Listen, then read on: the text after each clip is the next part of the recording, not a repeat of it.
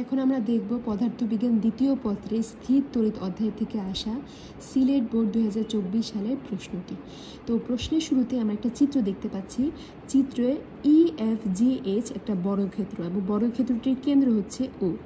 এখানে EFGH অর্থাৎ EFGH, GF এবং HF এগুলো হচ্ছে গিয়ে 1 মিটার। ঠিক আছে, যে H থেকে E এটার দূরত্ব হচ্ছে 1 মিটার।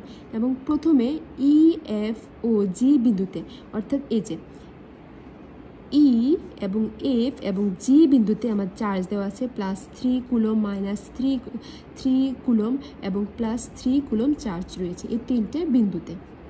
এবং দ্বিতীয় ক্ষেত্রে H বিন্দুতে আমার +1 কুলম চার্জের একটি হালকা বস্তু স্থাপন করা হলো। গ নং প্রশ্নে আমার জানতে চাওয়া হয়েছে প্রথম ক্ষেত্রে বর্গক্ষেত্রটির কেন্দ্রের বিভবের মান নির্ণয় করো। মানে অর্থাৎ প্রথম ক্ষেত্রে বলতে এই তিনটা চার্জের ক্ষেত্রে বর্গক্ষেত্রের কেন্দ্রে বিভবের মান নির্ণয় করো। তো আমরা যদি বর্গক্ষেত্রের কেন্দ্রে বিভব মান বের করতে চাই, আমরা এগুলোর দূরত্ব জানি, এগুলোর দূরত্ব আমাদের আছে 1 মিটার, কিন্তু কেন্দ্রের ক্ষেত্রে দূরত্ব অর্থাৎ আমার এই যে ই বিন্দুর চার্জের জন্য ও বিন্দুতে যে বিভবটা বের করব ও এর দূরত্বটা জানি না। আবার এফ বিন্দু চার্জের জন্য ও বিন্দুতে যে আমরা বিভবটা বের করব ও এফ এর দূরত্বটা আমি জানি না, যার কারণে আমার দূরত্বটাকে বের করতে হবে। দূরত্বটা আমি কীভাবে বের করব?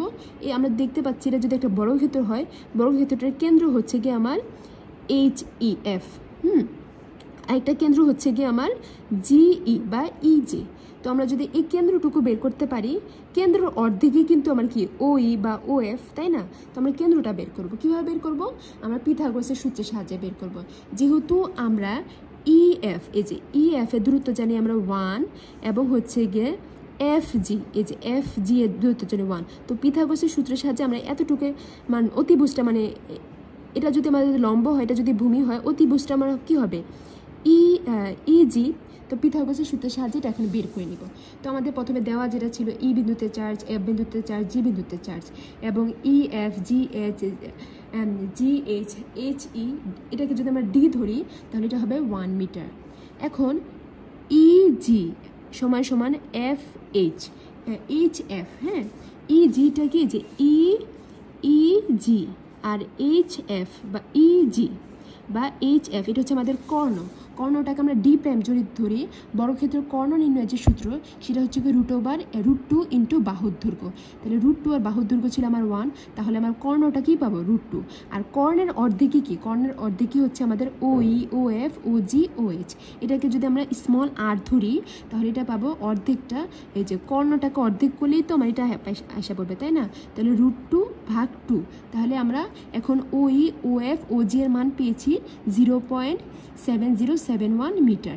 এখন EFG বিন্দুর চার্জের জন্য ও বিন্দুতে বিভব, অর্থাৎ ই বিন্দুর চার্জের জন্য ও বিন্দুতে বিভব হচ্ছে এটা 1/4πε0 Q1/r, আর F বিন্দু চার্জের জন্য ও বিন্দুতে বিভব হচ্ছে গিয়ে Q2, যেহেতু F বিন্দুতে চার্জ ছিল আমাদের Q2, আবার সেম G বিন্দুতে চার্জ ছিল আমার Q3। তাহলে দূরত্বটা কি হবে? দূরত্ব হবে O থেকে G বরাবর, O থেকে F বরাবর এবং O থেকে H বরাবর, অর্থাৎ প্রত্যেকটারে R। এখন আমি এখান থেকে 1/4πε0 আর এখান থেকে 1/r কমন নিতে পারি, থাকে আমাদের Q1, Q2 প্লাস Q3। তো এখন এবার মান বসালাম, এতটুকুর মান ছিল 9 × 10⁹, 1/r এর মান বসালাম এবং Q2 চার্জের মান বসালাম, Q2 এর মান বসালাম এবং Q3 এর মান বসালাম। ঠিক আছে, যেহেতু বিভব একটি স্কেলার রাশি তাই মাইনাস থাকলে মাইনাসই লিখবো। এটা ক্যালকুলেশন করলে আমরা পাচ্ছি 3.8184 × 10⁻10 ভোল্ট। ঠিক আছে, এটাই ছিল গ নংয়ের অ্যান্সার। তো গ নং প্রশ্নে জানতে চাওয়া হয়েছে দ্বিতীয় ক্ষেত্রে রক্ষিত বস্তুটি কোন দিকে গতিশীল হবে।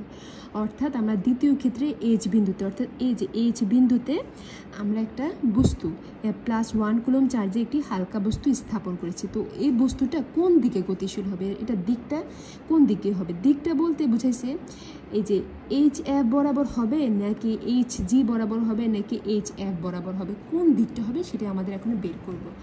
সুতরাং আমরা প্রথমে বের করার ক্ষেত্রে আমাদের প্রথমে দেওয়া যেটা ছিল এই যে Q1 এবং Q4 চার্জের জন্য বল F1 = 1/4πε0 Q1 Q4 / d²। অর্থাৎ আমাদের তো চার্জটা এই বিন্দুতে ছিল না, এই বিন্দুতে তো আমাদের চার্জ ছিল, মানে ওই যে এইচ বিন্দুতে +1 কুলম, এই যে 1+1 কুলমের চার্জটা ছিল। তো আমরা এখন এই যে আর এখানে ই বিন্দুতে চার্জটা Q1 আর এইচ বিন্দুতে চার্জটা ছিল Q4। Q1 এবং Q4 চার্জের জন্য আমাদের বলটা F1 যদি হয় তাহলে আমরা জানি 1/4πε0 Q1 Q4/d², কারণ এটার দূরত্ব ছিল আমাদের 1 মিটার। তো এতটুকু ক্যালকুলেশন করলে আমরা পাবো 2.7 × 10⁻10 নিউটন, এবং এর দিকটা হবে EH বরাবর। আমরা যদি দেখি এই যে ই থেকে এইচ বরাবর, ঠিক আছে, এই বরাবর। আবার Q3টা মানে হচ্ছে আমার এই যে Q3 এটা, এবং হচ্ছে Q4 হচ্ছে কি এটা। Q3 এবং Q4 চার্জের জন্য বল যদি F2 হয় 1/4πε0 Q3 Q4/d²। কারণ এতটুকু দূরত্ব আমাদের কত 1, তাহলে এবার আমরা 1/4πε0 9 × 10⁹ Q3 এর মান হচ্ছে গিয়ে 3 এবং Q4 এর মান হচ্ছে 1, আর D এর মান হচ্ছে আমাদের দূরত্ব হচ্ছে গিয়ে 1 মিটার। তো আমি এটা পাবো 2.7 × 10⁻10, এবং দিকটা হবে এই যে G থেকে H বরাবর, অর্থাৎ GH বরাবর, G থেকে H বরাবর। এবার আমরা যদি দেখি F1 এবং F2 এর মধ্যবর্তী কোণ যদি আলফা হয়, অর্থাৎ F1 বলতে কি যে আমি F1 এটা পেয়েছি আর F2টা এটা পেয়েছি, তাহলে হিসাব করতে গেলে আমাদের এটা হচ্ছে আমাদের F1 আর এটা হচ্ছে আমার F2। F1 আর F2 এটার মধ্যবর্তী কোণ যদি আমার 90 ডিগ্রি হয়, অর্থাৎ আলফা সমান 90 ডিগ্রি, তাহলে আমরা পাবো F1 F2 এর লব্ধি যদি F প্রাইম হয়। তো F1 F2 এর লব্ধি, এই লব্ধিটা যদি আমার কি হয় F প্রাইম হয়, তাহলে লব্ধি F প্রাইম সমান √F1² + F2² + 2F1 F2 cos 90 degree. যেহেতু cos 90 ডিগ্রির মান 0, তাহলে এই টোটালটার মান কি হয়েছে 0 এসে পড়ে। তাই আমি F1 এর মান আর F2 এর মান বসালাম, এবং এটা মানটা পাবো 3.818 × 10⁻10 নিউটন, এবং দিকটা হবে কি, দিকটা হবে এই যে FH বরাবর, ঠিক আছে। এই যে এই লব্ধির দিকটা হবে FH বরাবর। আমি সবারই চিত্রগুলো আঁকা লাগবে না, আমি হচ্ছে বুঝানোর সুবিধার্থে চিত্রগুলো এঁকে নিচ্ছি, ঠিক আছে। এবার আমি হচ্ছে গিয়ে আবার Q2 এবং Q4 এর মধ্যবর্তী চার্জ। এখন আমরা তো একটু আগে Q1টা বের করছি, আমরা কি Q2টা বের করছি? বের করিনি। আমি একটু আগে Q1 আর Q4 এর লব্ধিটা বের করছি, এখন আমি Q2 আর Q4 এর লব্ধিটা বের করবো, ঠিক আছে। তো আমি এবার Q2 এবং Q4 এর লব্ধিটা যদি মধ্যবর্তী বলটা যদি আমার F3 হয়, অর্থাৎ এই যে আমার Q2টা ছিল এটা, আর Q4টা হচ্ছে কি আমার এটা। Q2 এবং Q4 এর মধ্যবর্তী বলটা যদি আমার F3 হয়, তাহলে আমরা জানি F3 = 1/4πε0 Q2 Q4/d²। d² মানে হচ্ছে গিয়ে যে এটা মানে হচ্ছে কি, এটা কর্ণ ছিল না, কর্ণটা আমরা পেয়েছিলাম √2। তো এটা মানটা পাবো যেহেতু -1.38 × 10⁻10 নিউটন। এখানে মাইনাস না দিলেও হবে, যেহেতু বল একটা ভেক্টর রাশি। তো এবার দিকটা কি হবে, দিকটা হবে আমার HF বরাবর, এই যে HF বরাবর, এই যে F3 এর মানটা। এখন আমরা তাহলে কি পেয়েছি, আমরা এখন যদি দেখি এখানে F প্রাইম এবং F3 এর লব্ধি, অর্থাৎ F প্রাইম কিন্তু আমরা একটু আগে পেয়েছি, এই যে F প্রাইম পেয়েছি এটা, ঠিক আছে, এদিকে ছিল আমার F প্রাইমটা। আর এখন শুধু F প্রাইম আর F3টা পেয়েছি আমি এদিকে, প্রথমটা পেয়েছি এই পাশে, F প্রাইমটা পেয়েছি এই পাশে, আর F3টা পাইছি এই সাইডে, ঠিক আছে।